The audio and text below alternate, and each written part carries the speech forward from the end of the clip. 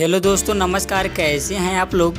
तो दोस्तों, कल 13 तारीख को रितेश पांडे जी का एक बहुत ही बवाल धमाकेदार तांडव बोलबम ऑडियो सॉन्ग रिलीज होने वाला है। जी हाँ दोस्तों, जिस गाने का टाइटल है भक्त हूँ महाकाल का।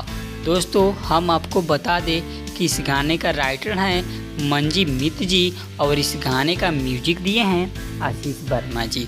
तो दोस्तों, इस गाने को कल सुबह रिधि म्यूजिक वर्ल्ड से 6 बजे रिलीज़ किया जाएगा। जी हाँ दोस्तों, और इस गाने को गाए हैं रितेश पांडे जी। तो दोस्तों, ये जानकारी आपको कैसी लगी, आप अपना राय कमेंट में ज़रूर बतावें।